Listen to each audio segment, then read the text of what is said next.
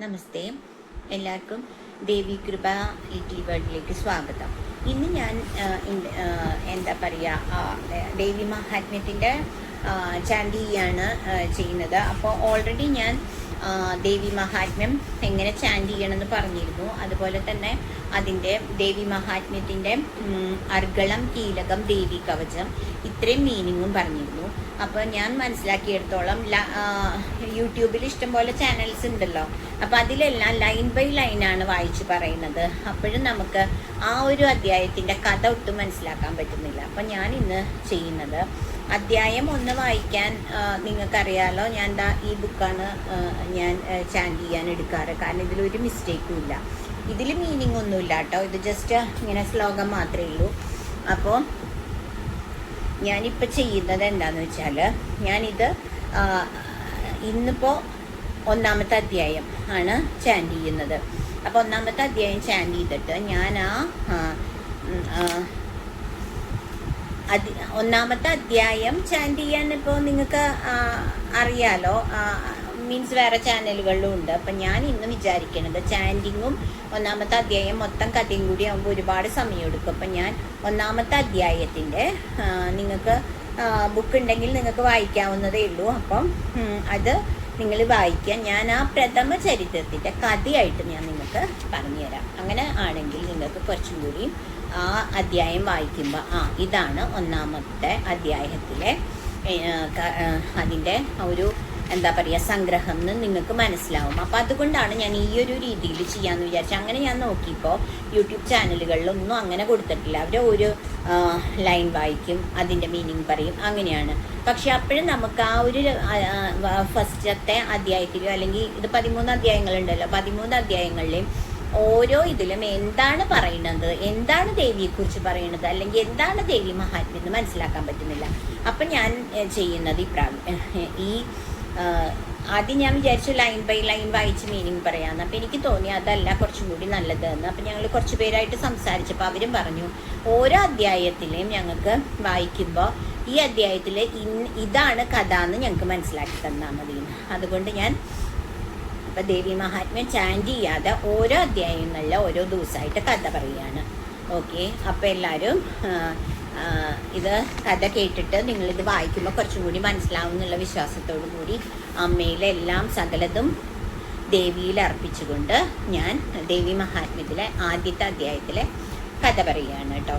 അപ്പോൾ ദേവി മഹാത്മ്യം. അമ്മേ ദേവി മഹാമായേ സകലം ദേവി അർപ്പണമസ്തു, ഗണേശായ നമ. അപ്പോൾ ഇതിൽ മധുകൈടഭ വധവർണ്ണനാണ് 1ാമത്തെ അധ്യായത്തിൽ പറയുന്നത്. അപ്പോൾ എന്താണ് നമുക്ക് മധുകൈടഭ വധം എന്നുള്ളത് മനസ്സിലാക്കാം. അതായത് ഇതൊരു കഥയാണ്. ദേവിയുടെ മഹത്വവും മഹാമായിയുടെ ശക്തിയും വ്യക്തമാക്കുന്ന ഒരു കഥയുടെ ആരംഭമാണ് ഇതിൽ പറയുന്നത്. അപ്പോൾ കഥ അതിലേക്ക് തുടക്കാം. പുരാതന കാലത്ത് സൂര്യവംശത്തിലെ ഒരു രാജാവ് ഉണ്ടായിരുന്നു. അവൻ്റെ പേരാണ് സുരതൻ എന്നായിരുന്നു പേര്, പുരാതന കാലത്ത് കേട്ടോ. അപ്പോൾ ഈ സുരതൻ വളരെ നല്ലൊരു ഭരണാധികാരിയായിരുന്നു. അപ്പോൾ ജനങ്ങളെ സ്വന്തം മക്കളെ പോലെ സംരക്ഷിച്ചുകൊണ്ടിരുന്നു. എന്നാൽ കാലക്രമേണ ഈ ശത്രു രാജാക്കന്മാരുണ്ടല്ലോ, അവർ അദ്ദേഹത്തെ ആക്രമിച്ച് അങ്ങനെ യുദ്ധത്തിൽ അദ്ദേഹം പരാജയപ്പെടുകയാണ് സുരതൻ. അങ്ങനെ സുരതൻ്റെ രാജ്യം നഷ്ടപ്പെടുത്തി. രാജ്യം നഷ്ടപ്പെട്ട ശേഷം എന്ത് ചെയ്തു, ഈ മന്ത്രിമാരും സേവകരും ഈ രാജാവിനെ ഉപേക്ഷിച്ച് പോയി. രാജ്യമില്ലാത്ത രാജാവ് ഞങ്ങൾക്ക് എന്തിനാന്ന് പറഞ്ഞാൽ ഇവരെ ഈ രാജാവിനെ, സുരത രാജാവിനെ ഉപേക്ഷിച്ച് പോയി, അവരെ വിട്ടുപോയി. അതായത് രാജാവിനെ വിട്ടുപോയി. അപ്പം ധനവും സൈന്യവും എല്ലാം നഷ്ടപ്പെട്ട ഈ സുരത രാജാവ് വളരെ സങ്കടത്തോടു കൂടി ഇരിക്കുകയാണ് കേട്ടോ. അങ്ങനെ അതായത് വീട്ടുകാരെന്ന് പറഞ്ഞാൽ രാജാവിൻ്റെ ഫാമിലിയിലുള്ളവരും എല്ലാവരും ഉപേക്ഷിച്ചു. അങ്ങനെ വളരെ സങ്കടത്തോടു കൂടി ഈ സുരത രാജാവ് കാട്ടിലേക്ക് പോയിട്ട് ഒരു മുനിയുടെ ആശ്രമത്തിൻ്റെ അടുത്തെത്തി. അപ്പോൾ അവിടെ വെച്ചിട്ട് ഇങ്ങനെ സങ്കടപ്പെട്ടിരിക്കുകയാണ്. അപ്പോൾ അവിടെ ഒരു സമാധി എന്നു പേരുള്ള ഒരു കച്ചവടക്കാരൻ, ഒരു വ്യാപാരിയെ കാണുകയാണ് കേട്ടോ സുരത രാജാവ്. അങ്ങനെ സമാധി ഒരു ധനിക വ്യാപാരിയായിരുന്നു. പക്ഷേ ഭാര്യയും മക്കളും ഈ സമാധി എന്ന് പറഞ്ഞ ഈ വ്യാപാരിയെ വീട്ടിൽ നിന്ന് പുറത്താക്കി. എന്നിട്ട് ആ സമാധിയുടെ സ്വത്തും എല്ലാം കൈക്കലാക്കി. അങ്ങനെ അയാൾ ഒറ്റപ്പെട്ടവനായി. അങ്ങനെ ഇവർ രണ്ടുപേരും തമ്മിൽ ഇങ്ങനെ രണ്ടുപേരുടെ കഥ അങ്ങോട്ടും ഇങ്ങോട്ടും പരസ്പരം പറഞ്ഞു. അങ്ങനെ സങ്കടപ്പെട്ട് വലിയ ദുഃഖത്തിലായിട്ടിരിക്കുകയാണ്. അപ്പോൾ ഈ രണ്ടുപേർക്കും അങ്ങോട്ടും ഇങ്ങോട്ടും സങ്കടം പറയുന്നതിൻ്റെ ഇടയിൽ ഇവർക്ക് മനസ്സിലായ ഒരു കാര്യം എന്താണെന്ന് വെച്ചാൽ, ഈ രാജ്യം നഷ്ടപ്പെട്ടിട്ട് സുരതനും ഈ കുടുംബം നഷ്ടപ്പെട്ട് സ്വത്തും നഷ്ടപ്പെട്ട സമാധിക്കും എല്ലാം ഒരു ദുഃഖമായിരുന്നു. കാരണം എന്താണെന്ന് വെച്ചാൽ അവരവരുടെ ആളുകളെ ഓർമ്മിച്ചുകൊണ്ടേയിരുന്നു. അതായത് രാജ്യം നഷ്ടപ്പെട്ട സുരതന് തൻ്റെ സൈന്യത്തെയും രാജ്യത്തെയും കുറിച്ച് ആലോചിച്ച് വിഷമം. പക്ഷേ സമാധിക്കോ ഈ സ്വത്തും നഷ്ടപ്പെട്ട് വീട്ടുകാരെ കുടുംബത്തിൽ നിന്ന് പുറത്താക്കിയിട്ടും ഭാര്യയുടെയും മക്കളുടെയും ഒക്കെ കാര്യം ആലോചിച്ചിട്ട് ഇങ്ങനെ സങ്കടപ്പെട്ട് ആര് നിന്നും സമാധിയും ഇങ്ങനെ ആലോചിച്ച് നിന്നു. അതെന്താണ്? രണ്ടുപേർക്കും ഒരേപോലെ തന്നെ ദുഃഖം.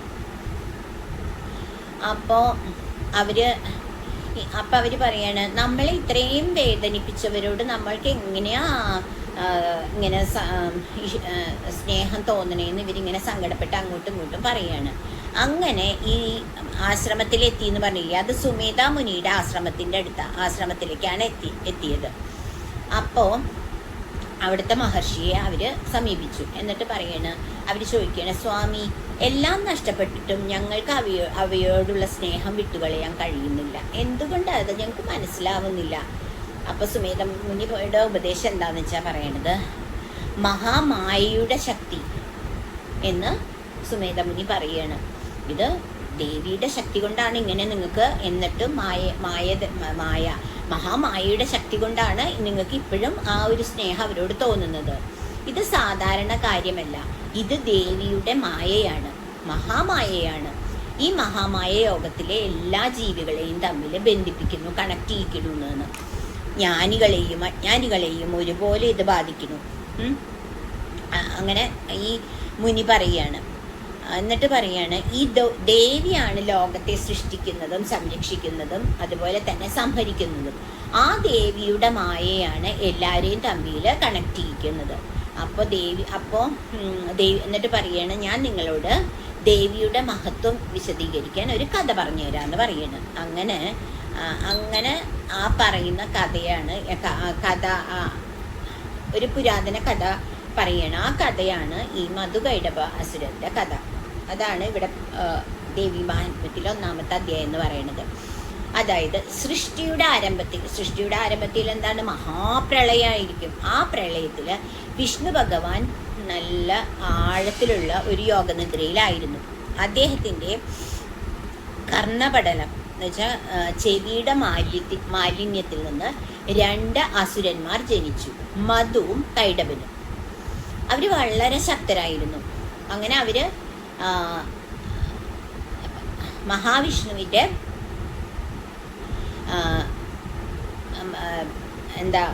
പൊക്കിളിൽ നിന്നല്ലേ മഹാവിഷ്ണുവിൻ്റെ ആര് വന്നത്, ബ്രഹ്മാവ് വന്നത്. ആ മഹാവിഷ്ണുവിൻ്റെ പൊക്കിളിൽ കൊടിയിൽ നിന്നും വന്ന ആ ബ്രഹ്മാവിനെ ആക്രമിക്കാൻ തുടങ്ങി. എന്നിട്ട് ആ സമയത്ത് എന്ത് ചെയ്തറിയോ, ബ്രഹ്മാവ് ഇങ്ങനെ പ്രാർത്ഥിക്കാൻ തുടങ്ങി പേടിച്ചിട്ട്. അപ്പോൾ ബ്രഹ്മാവിന് മനസ്സിലായി ഈ മഹാവിഷ്ണു വളരെ യോഗനിദ്രയിലാണ് ഉറങ്ങുന്നത്. യോഗനിദ്രയ്ക്ക് കാരണം മഹാമായയാണ്. ഈ മഹാമായയുടെ ആ യോഗനിദ്രയിലാണ് കിടന്നുറങ്ങുന്നത്. അപ്പോൾ ബ്രഹ്മാവ് എന്ത് ചെയ്തു, അത് മനസ്സിലാക്കിയപ്പോൾ ബ്രഹ്മാവ് ദേവിയെ സ്തുതിച്ചു. ദേവി, നീയാണ് മഹാമായ, നീ ലോകത്തിൻ്റെ മാതാവാണ്, ദയവായി വിഷ്ണുവിനെ ഉണർത്തുക. ദേവി അങ്ങനെ ബ്രഹ്മാവ് പ്രാർത്ഥിച്ചു ദേവിയുടെ അടുത്ത്. അപ്പം ദേവി പ്രസന്നയായി. അങ്ങനെ ദേവി വിഷ്ണുവിൽ നിന്നുള്ള ആ യോഗനിദ്ര മാറ്റി. എങ്ങനെ യോഗനിദ്ര മാറ്റി? അവിടെ നിന്ന് ദേവി മാറിക്കൊടുത്തു. അപ്പം വിഷ്ണുവിനെ മഹാമായയാണ് യോഗനിദ്രയിലാക്കിയത്. ആ ബ്രഹ്മാവിൻ്റെ റിക്വസ്റ്റ് കൊണ്ട് ആ യോഗനിദ്ര മാറ്റി. അങ്ങനെ വിഷ്ണു ഉണർന്നപ്പോൾ വിഷ്ണുവിന് കാര്യം മനസ്സിലായി. അങ്ങനെ വിഷ്ണു മധുവിനെയും കൈടഭനെയും കണ്ടു. അവരുമായി കുറേ വർഷങ്ങൾ യുദ്ധം നടത്തി. അങ്ങനെ അസുരന്മാരാണെങ്കിൽ ഭയങ്കര അഹങ്കാരിയാണ്. മഹാവിഷ്ണുവിൻ്റെ കർണപടലത്തിൽ നിന്നും വന്നിട്ടും ഭയങ്കര അഹങ്കാരികളായിരുന്നു. അപ്പോൾ അപ്പോഴും ദേവിയുടെ മായ ഇവിടെ പ്രവർത്തിക്കുകയാണ് കേട്ടോ. ദേവിയുടെ മായ കാരണം അവർ വിഷ്ണുവിനോട് പറഞ്ഞു, നിനക്ക് വേണമെങ്കിൽ ഞങ്ങൾ ഒരു വരം നൽകാം. അപ്പം മഹാവിഷ്ണു വളരെ ചാതുര്യത്തോടെ പറഞ്ഞു, ആ ശരി, എന്നാൽ നിങ്ങൾ വരം തരാമെന്ന് പറഞ്ഞതല്ലേ, ശരി, ഞാൻ വരം വാങ്ങിക്കാം. എനിക്ക് നിങ്ങളെ എൻ്റെ കൈകൊണ്ട് വധിക്കണം എന്ന് മഹാവിഷ്ണു പറഞ്ഞു. എൻ്റെ കൈകൊണ്ട് നിങ്ങൾ മരിക്കണമെന്ന്. അപ്പോൾ ഈ മധുകൈടവന്മാർ പറഞ്ഞു, അതിനെന്താ, ആഗ്രഹം ഞങ്ങൾ സാധിച്ചു തരാം. പക്ഷെ ഒരു കാര്യമുണ്ട്, വെള്ളമില്ലാത്ത സ്ഥലത്ത് മാത്രമേ ഞങ്ങളെ കൊല്ലാൻ പറ്റുള്ളൂ. കാരണം എന്താണ്, ആ സമയം പ്രളയ സമയമാണ്. അപ്പോൾ വെള്ളമില്ലാത്ത സ്ഥലം എവിടെയില്ല എന്നാണ് ആര് വിചാരിച്ചിരുന്നത്, ഈ മധുകൈടവന്മാർ. അപ്പോൾ അവർ സമ്മതിച്ചു, ആ ശരി എന്നാ. അങ്ങനെ എന്ത് ചെയ്തു, മഹാവിഷ്ണുവിനെ ദേവി മഹാവിഷ്ണുവിനോട് പറഞ്ഞു, എന്താണ്, മഹാവിഷ്ണുവിൻ്റെ ആ ഉഗ്ര രൂപമില്ലേ, എന്താണ്, മഹാവിഷ്ണുവിൻ്റെ ആ പൂർണ്ണ രൂപം ഒന്ന് കാണിക്കാൻ പറഞ്ഞു. അങ്ങനെയാണെങ്കിൽ ഈ പ്രളയത്തിന് മുകളിലാവും കാലൊക്കെ. ഇപ്പം മഹാവിഷ്ണു യോഗനിദ്രയിലുള്ള ആ ഒരു വെള്ളത്തിലാണ് മഹാവിഷ്ണു. അപ്പോൾ അങ്ങനെ പറഞ്ഞു. അപ്പോൾ എന്ത് ചെയ്തു, വിഷ്ണു എന്ത് ചെയ്തു, അങ്ങനെ മഹാവിഷ്ണുവിൻ്റെ ആ ഒരു പൂർണ്ണമായ ആ രൂപം അങ്ങ് കാണിച്ചപ്പോൾ എന്താണ്, വിഷ്ണു വലുതായി. അങ്ങനെ വിഷ്ണു അവരെ വലിയ രൂപം എടുത്ത് മഹാവിഷ്ണു കാലിൻ്റെ തുടയിലേക്ക് ആ കൈടവന്മാരെ തട്ടിയിട്ടു. എന്നിട്ട് വെള്ളമില്ലാത്ത സ്ഥലത്ത് വെച്ചെന്നല്ലേ പറഞ്ഞത്, അങ്ങനെ സമുദ്രജലമില്ലാത്ത ആ സ്ഥലത്ത് വെച്ച് കാലിൻ്റെ ഇവിടെ വെച്ചിട്ട് ഈ മധുകൈടവന്മാരെ ചക്രായുധം കൊണ്ട് വധിച്ചു. ഇതാണ് ആദ്യ അധ്യായത്തിൻ്റെ കഥ നമ്മെ പഠിപ്പിക്കുന്നത്. സന്ദേശം എന്താണെന്ന് വെച്ചാൽ, ലോകത്തെ നിയന്ത്രിക്കുന്നത് ദേവി മഹാമായയാണ്. ദൈവശക്തി അല്ലാതെ ആരും ഒന്നും ചെയ്യാൻ കഴിയില്ല. അഹങ്കാരം നാശത്തിലേക്കാണ് നയിക്കുക. അങ്ങനെ ദേവിയുടെ അനുഗ്രഹം വിജയം നൽകും. അതാണ് ഇവിടെ പറയുന്നത്. അതായത് സുരതൻ രാജ്യം നഷ്ടപ്പെട്ട രാജാവ്, സമാധി കുടുംബത്തിൽ നിന്ന് പുറത്താക്കിയത്. ഇതില് സുമേധ മഹർഷി എന്ന് പറയുന്നത് മഹാമായയെ വിശദീകരിക്കുന്നു. ഇവിടെ മധുകൈടവന്മാര് അസുരന്മാര്, ബ്രഹ്മാവ് ദേവിയെ സ്തുതിക്കുന്നു, വിഷ്ണു അസുരന്മാരെ വധിക്കുന്നു. അങ്ങനെയുള്ള ഈ ഒരു കഥയിൽ ഇവിടെ ദേവിയുടെ മഹാത്മ്യാണ് വീണ്ടും വീണ്ടും പ്രകീർത്തിക്കുന്നത്. കാരണം ദേവി മഹാമായയാണ്, മഹാമായ തന്നെയാണ് നമ്മളെ കൊണ്ട് ഇതെല്ലാം ചെയ്യിക്കുന്നത്. എന്താ പറയുക, അഹങ്കാരം ഇവരെ നാശത്തിലേക്ക് നയിക്കുന്നു. ദേവിയുടെ അനുഗ്രഹം തീർച്ചയായിട്ടും വിജയവും നൽകും. അങ്ങനെ മധുകൈടവന്മാര് ഈ കഥ മധുകൈടവന്മാർക്ക് മനസ്സിലായി. സുമേധ മഹർഷി മധുകൈടവന്മാർക്ക് പറഞ്ഞു കൊടുക്കുന്നതാണ് ഈ ദേവിയുടെ ഈ ഒരു മധുകൈടവ വധം എന്നുള്ള ഈ ഒരു കഥയാണ് നമ്മുടെ ഫസ്റ്റത്തെ അധ്യായത്തിൽ. അപ്പോൾ നമുക്ക് അതോടുകൂടി ഈ പ്രഥമ അധ്യായം നമുക്ക് തീരുകയാണ്. അപ്പം ഇനി നമുക്ക് ഞാൻ നിങ്ങൾക്ക് ഇതൊന്ന് ചാൻറ്റ് ചെയ്ത് തരാം. കാരണം ഇനി എന്തെങ്കിലും വായിക്കാൻ ബുദ്ധിമുട്ടുള്ളവർക്ക് ഞാൻ വായിക്കുന്നതിൽ നിന്നും മനസ്സിലാക്കാൻ പറ്റും. അപ്പം അതുകൊണ്ട് ഞാനിത് ചാൻറ്റ് ചെയ്യാമെന്ന് വിചാരിച്ചു. ഇപ്പം ഇത്ര സമയം കൊണ്ടേ കഥ തീർന്നു, അതുകൊണ്ട് ഇത് ചാൻറ്റ് ചെയ്യാമെന്ന് വിചാരിച്ചു കേട്ടോ. അപ്പോൾ അമ്മയെ മനസ്സിൽ ധ്യാനിച്ച് ഞാനൊന്ന് ചാൻറ്റ് ചെയ്യണം. ആദ്യം തന്നെ കഥ പറഞ്ഞു, ഇനി ഞാനത് ചാൻറ്റ് ചെയ്യാം. ഓം നമശ്ചണ്ഡികായൈ പ്രഥമചരിതം പ്രഥമോധ്യായഃ മധുകൈടഭവധവർണ്ണനം പ്രഥമചരിത്രം. ഓം അസ്യ ശ്രീ പ്രഥമചരിതസ്യ ബ്രഹ്മർഷി മഹാകാളി ദേവതാ ഗായത്രി ചന്ദനന്ദാ ശക്തി രക്തദന്തികാ ബീജം അഗ്നിസ്തത്വം ഋഗ്വേദസ്വരൂപം ശ്രീ മഹാകാളി പ്രീത്യർത്ഥ്യേ പ്രഥമചരിത ജപേ വിനിയോഗഃ. ഓം ഖഡ്ഗം ചക്രഗദേഷു ചാപപരിഖാൻ ശൂലം ഭുഷുണ്ഡിം ശിരശങ്കം സന്തതതിം കരേ സ്ത്രീനയനാം സർവാംഗഭൂഷാവൃതാം നീലാശ്ച മദ്യുതിമാസ്യ പാദദശകാം സേവേ മഹാകാളികാം യാമസ്തൗ സ്വപിദേഹരൗ കമലജോ ഹന്തും മധും കൈഡഭം. ഓം ഐം മർക്കണ്ഡേയ ഉവാച സാവർണി സൂര്യതനയോ യോ മനുകത്യതേ അഷ്ടമ നിശാമയ തദുത്പത്തിം വിസ്തരാദ്ഗതോ മമ. 2 മഹാമായാനുഭാവേന യഥാ മന്വന്തരാതിഭാസ ബഭൂവ മഹാഭാഗാസാവർണിസ്തനയോ രവേ സ്വരോചിഷന്തരേ പൂർവം ചൈത്രവംശസമുദ്ഭവാ സൂരതോ നാമ രാജ അഭൂത് സമസ്തക്ഷിതിമണ്ഡലേ തസ്യ പാലയതഃ സമ്യക് പ്രജാപുത്രാനിവാ ഔരസാൻ ബഭൂവ് ശത്രവോ ഭൂപാ കോലാ വിദ്വംസിനസ്തദാ തസ്യ തൈരഭവദ്യുദ്ധം അതിപ്രബലദണ്ഡിനാ ന്യൂനൈരപി സതൈർയുദ്ധേ കോലാ വിദ്വംസിഭിർജിത തദാ സ്വപൂരമായാതോ നിജതേശാധിപോ അഭവത് ആക്രാന്തസ മഹാഭാഗാ തൈസ്തദാ പ്രബലാരിഭി അമാത്യൈർബലിഭിർദുഷ്ടൈ ദുർബലസ്യ ദുരാത്മഭി കോശോ ഫലം ചാവഹൃതം തത്രാപി സ്വപൂരേ സദാ തതോ മൃഗയാ വ്യജേന ഹൃതസ്വാമ്യ സ ഭൂപതി ഏകാഗി ഹയമാരുഹ്യ ജഗാമഗഹനം വനം സ തത്രാമശ്രമദാക്ഷീത് ദ്വിജവര്യസമേതസ പ്രശാന്തശ്വാവതാകീർണം മുനിശേഷോപശോഭിതം തസ്തൗ കംചിതം സകാലം ച മുനിനാ തേന തത്സത്കൃതാ ഇതശ്ചേതശ്ച വിചരൻ തസ്മിൻ മുനിവരാശ്രമേ സോ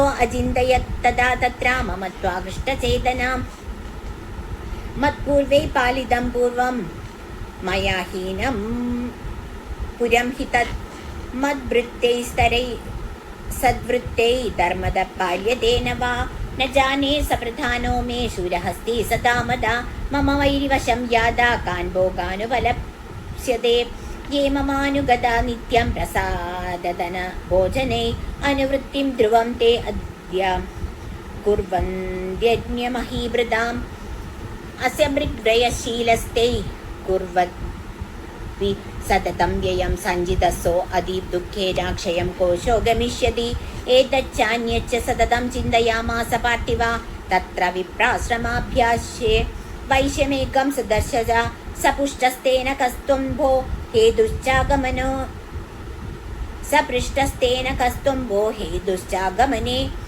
ത്രക സശോകം ഇവ കസ്മാത് ത്വം ദുർമന ഇവ ലക്ഷ്യസേ ഇത്യാകർണവചസ്തസ്യ ഭൂപതേ പ്രണയോദിതം പ്രത്യുവ്യാജ സദം വൈശ്യ പ്രശയാവനതോ നൃപം വൈശ്യ ഉവാച സമാധിർനാമ വൈശ്യോ അഹം ഉൽപ്പന്നോ ധനിനാം കുലേ പുത്രധാരൈ നിരസ്തശ്ച ധനലോപാദ സാധുഭി വിഹീനസ്വജനൈർധാരൈ പുത്രരാധായ മേ ധനം വനമഭാഗ്യതോ ദുഃഖി നിരസ്തശ്ചാപ്തബന്ധുഭി സോഹം ന വേദ്മി പുത്രാണാം കുശലാകുശലാത്മികാം പ്രവൃത്തി സുജനാത്മജാധാരണാം ചാന്ദ്രസംസ്ഥിതാം കിം नु तेषां गृहे क्षेमम् अक्षेमं किं नु सम्प्रदां किं नु तेषां गृहे क्षेमम् अक्षेमं किं नु सम्प्रदां कथं ते किं नु सद्वृत्ता दुर्वृत्ता किं नु मे सुता राजो वाजाहैर्निरस्तौ भवान् लुब्धे पुत्रधाराभिर्धनै तेषु किं पवदस्नेहम् अनुबध्नाति मानसं वैश्य उवाच एवमेतत् यथा प्राह भवानस्मद्गदं वचा किं करोमि न बध्नाति मम तिष्ठुरतां मनः यै सन्त्यज्य पितृस्नेहं धनलुब्धैर्निराकृता पतिस्वजनहार्दं हार्दितेष्व मे मम न पतिस्वजनहार्दं च हार्दितेष्व मे मन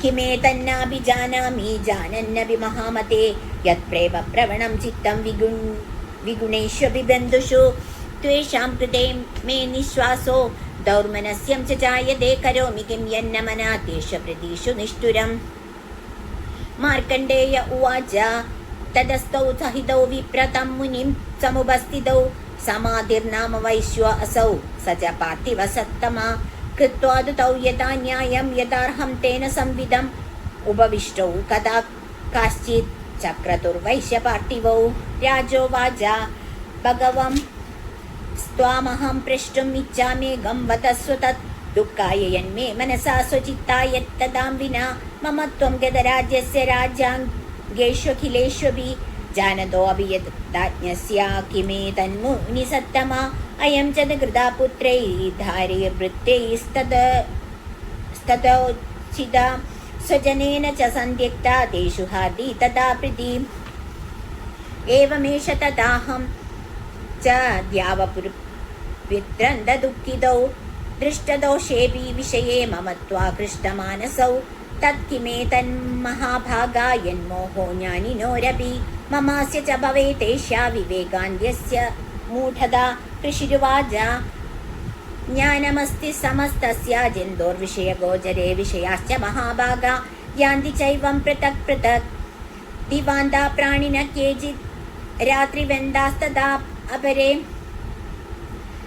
കേചിത് ദിവാ തദാ രാത്രോ പ്രാണിനസ്തുല്യദൃഷ്ടയാ. ജ്ഞാനിനോ മനുജാ സത്യം കിം नु തേന ഹി കേവലം യതോ ഹി ജ്ഞാനിനാ സർവേ പശുപക്ഷി മൃഗാദയാം. ജ്ഞാനം ച തന്മനുഷ്യാണാം യത്തേഷാം മൃഗപക്ഷിണാം മനുഷ്യാണാം ച യത്തേഷാം തുല്യമനു തതോ ഭയോ. ജ്ഞാനേ അഭിസതി പൈശ്യതാൻ പതംഗാശ്ചാവജഞ്ചക്ഷു കണമോക്ഷാദ്യുതാൻ മോഹാത് പീഡ്യമാനാനഭിക്ഷുബ്ധാ. മാനുഷാ മനുജവാഘ്രാസാഭിലാഷാ സുതാൻ പ്രതി ലോപാത് പ്രത്യുപകാരായ സന്വേതാൻ കിം ന തപശ്യസി. തദാപി മമതാവർത്തേ മോഹഗർത്തേ നിപാതിതാ മഹാമായ പ്രഭാവേണ സംസാരസ്ഥിതികാരിണ. തന്നാത്ര വിസ്മയക്കാര്യോ യോഗനിദ്രാ ജഗത്പദേ മഹാമായ ഹരേശ്ചൈഷ തയാ സമ്മോഹ്യതേ ജഗത്. ജ്ഞാനിനാമപി ചേതാംസി ദേവി ഭഗവതി ഹി സാ ബാലാദാ വൃഷമോഹായ മഹാമായ പ്രയച്ഛതി. തയാ വിസ്യജതേ വിശ്വം ത്രൈലോക്യം സചരാചരം സൈഷാ പ്രസന്നാ വരദാ നൃണാം ഭവതി മുക്തയേ. അമേ ദേവി സാ വിദ്യാ പരമാ മുക്തേ ഹേതുഭൂതാ സനാതനി സംസാരബന്ധഹേതുശ്ച സൈവ സർവേശ്വരേശ്വരി. രാജോവാച ഭഗവാൻ കാഹി സാ ദേവി മഹാമായേതി യാം ഭവാൻ ബ്രവീദിസ് കഥമുത്പന്നാ സാ കർമാസ്യാശ്ച കിം ദ്വജ യത് പ്രഭാവാ ച സാ ദേവി യത് സ്വരൂപാ യദുദ്ഭവാ തത്സർവം ശ്രോതുമിച്ഛാമി ത്വത്തോ ബ്രഹ്മവിദാംബരാ. ഋഷിരുവാച നിത്യൈവ സാ ജഗന്മൂർത്തിം തയാ സർവമിദം തതം തദാപി തത് സമുത്പത്തിം ബഹുധാ ശ്രൂയതാം മമ. ദേവാനാം കാര്യസിദ്ധ്യർത്ഥം അവിർഭവതി സാ യഥാ ഉൽപ്പന്നേതി തദാ ലോകേ സാ നിത്യാപ്യ വിധീയതേ. യോഗനിദ്രാം യഥാ വിഷ്ണു ജഗത്തേ കാർണവീകൃതേ അസ്ഥീര്യ ശേഷമഭജത് കൽപ്പാന്തേ ഭഗവാൻ പ്രഭു.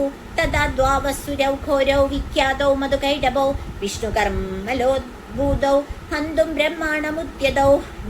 സജ്ഞാപി കമലേ വിഷ്ണു സ്ഥിതോ ബ്രഹ്മാ പ്രജാപതി ദൃഷ്ടാ താവസുരൗ ചോഗ്രൗ പ്രസുപ്തം ച ജനാർദനം തുഷ്ടാവയോഗനിദ്രാതാം ഏകാഗ്രഹൃദയസ്ഥിതാ വിബോധനാത്തായ ഹരേ ഹരിനേത്രകൃതാലയാം വിശ്വേശ്വരീ ജഗദ്ധാത്രീം സ്ഥിതികസംഹാരകാരിണീം നിദ്രാ ഭഗവതീം വിഷ്ണു അതുലാം തേജസപ്രഭോ. ബ്രഹ്മോവാച ത്വം സ്വാഹ ത്വം സ്വദാ ത്വം ഹി വഷത്കാരാ സുരാത്മികാ സുധാ ത്വമക്ഷരേ ദിത്യേ ധൃതാ മാത്രാത്മികാ സ്ഥിതാ അർദ്ധമാത്രാ സ്ഥിതാ നിത്യാ. ജ്ഞാനുച്ചാര്യ വിശേഷതാ ത്വമേവ സന്ധ്യാ സാവിത്രി ത്വം ദേവി ജനനീ പരാ. ത്വയേതദ്ധാര്യതേ വിശ്വം ത്വയേതത് സൃജതേ ജഗത് ത്വയേതത് പാല്യതേ ദേവി ത്വമത്സന്ധ്യസ സർവദാ. വിസൃഷ്ടൗ സൃഷ്ടിരൂപാ ത്വം സ്ഥിതിരൂപാ ച പാലനേ തഥാ സംഹൃതിരൂപാന്തേ. ജഗതോസ്യ ജഗന്മയേ മഹാവിദ്യാ മഹാമായ മഹാമേധാ മഹാസ്മൃതി മഹാമോഹാ ച ഭവതി മഹാദേവി മഹാസുരി. പ്രകൃതിസ്ത്വം ഹി സർവസ്യ ഗുണത്രയ വിഭാവിനി കാൾ രാത്രി മഹാരാത്രി മോഹരാത്രി ച ദാരുണ. ത്വം ശ്രീസ്ത്വമീശ്വരി ത്വം ഹ്രീ ത്വം ബുദ്ധിർബോധലക്ഷണ ലജ്ജാ പുഷ്ടിസ്തഥാ തുഷ്ടി. ത്വം ശാന്തി ശാന്തിരേവ ച ഗദ്ഗിനി ശൂലിനി ഘോരാ ഗതിനി ചക്രിണി തഥാ ശങ്കിനി ചാപിനി ബാണ ഭുഷുണ്ഡി പരിഘായുധ. സൗമ്യാ സൗമ്യതരാ ശേഷാം സൗമ്യോഭ്യസ്തുതി സുന്ദരി പരാ പരാണാം പരമാ ത്വമേവി പരമേശ്വരി. യച്ച കിഞ്ചിത് ക്വചിത് വസ്തു സദസദ്വാഖിലാത്മികേ തസ്യ സർവസ്യ യാ ശക്തി സാത്വം കിം സ്തൂയസേസ്തദാ. യയാ ത്വയാ ജഗത് സൃഷ്ടാ ജഗത്പാദാതി യോ ജഗത് സോഭിനിദ്രാവശം നീതാ കസ്ത്വാം സ്തോതുമിഹീശ്വര. വിഷ്ണു ശരീരഗ്രഹണം അഹമീശാന ഏവ ച കാരിത്താസ്തേ യദോ അധസ്ത്വാം സ്തോതും ശക്തിമാൻ ഭവേത്. സാ ത്വമിത്തം പ്രഭാവേ സ്വ ഉദാരേ ദേവി സംസ്തുതാ. മോഹയൈതോ ദുരാദർശൗ അസുരൗ മധുകൈടഭൗ പ്രബോധം ജഗൽ സ്വാമി നിയതാമച്യുതോ ലഘു ബോധശ്ച ക്രിയതാമസ്യാഹന്തുമേതൗ മഹാസുരൗ. एवं स्तुता तथा देवी तामसी तत्र वेदसा विष्णो प्रबोधनार्थाय निहन्तुं मधुकैटभो नेत्रास्य नासिका बाहुहृदयेभ्यस्तदोरसा निर्गम्य दर्शने तत्तस्थौ ब्रह्मणो अव्यक्तजन्मना उत्तस्थौ च जगन्नाथ तया मुक्तो जनार्दना एकार्णवे अहिशयनात् तदसदृशे च तौ उत्तस्थो च जगन्नाथ तया मुक्तो जनार्दना एकार्णवे अहिशयनात् तदसदृशे च तौ मधुकैटभौ दुरात्मानौ अतिवीर्यपराक्रमौ क्रोधरक्तिक्षणौ हन्तुं ब्रह्माणां जनितोद्यमौ समुत्थाय ततस्ताभ्यां युयुधे भगवान् हरि पञ्चवर्षसहस्राणि बाहुप्रहरणो विभु तावत्प्रतिबलोन्मत्तौ महामाया विमोहितौ उक्तवन्तौ वरो अस्मत्तो व्रियतामिति केशवम् श्रीभगवानुवाच भवेत्तामद्यते मे तुष्टौ मम वद्यावुभावपि किमन्येन वरेणात्र एतावद्यव्रतं मया ऋषिरुवाच वञ्चिताभ्यामिति तदा सर्वमाभोमयं जगत् विलोक्यताभ्यां गदितो भगवान् कमलेक्षण आवां जहिन यत्रोर्वी सलिलेन परिप्लुता ऋषिरुवाच तदेत्युक्ता भगवता शङ्खचक्रगदाभृता कृत्वा चक्रेण वैचिन्ये जगने शिरसीतयो एवमेषा समुत्पन्ना ब्रह्मणा संस्तुता स्वयं प्रभावमस्या देव्यास्तु भूय शृणु वदामि ते ऐं ओं इति श्रीमार्कण्डेयपुराणसावर्णिकामन्वन्तरे देवी महात्म्यमधुकैटभवदवर्णनं नाम प्रथमोऽध्यायः इति प्रथमचरितं समाप्तम् ओं ജഗദംബാർപ്പണമസ്തു അമ്മേ ദേവി മഹാമായേ. അപ്പോൾ ഒന്നാമത്തെ ആ ഒരു അധ്യായം ഞാൻ ചാൻറ്റ് ചെയ്തു. ഇനി അടുത്ത ദിവസം മധ്യമചരിത്രത്തിലെ ദ്വിതീയോധ്യായ രണ്ടാമത്തെ അധ്യായം ഇതുപോലെ കഥ പറഞ്ഞിട്ട് ചാൻറ്റ് ചെയ്യാം. അപ്പോൾ എല്ലാവരും ദേവി മഹാത്മ്യം ദിവസവും ചാൻറ്റ് ചെയ്യുക, പറ്റുന്നിടത്തോളമൊക്കെ ചാൻറ്റ് ചെയ്യുക. അത് ചാൻറ്റ് ചെയ്യാൻ പറ്റിയില്ലെങ്കിൽ മാത്രം നിങ്ങൾ ദേവി ദുർഗാ സപ്തശ്ലോകി എന്ന് പറഞ്ഞിട്ട് ഒരു ഇതുണ്ട്, അത് ഞാൻ പിൻ ചെയ്ത് തരാം നിങ്ങൾക്ക്.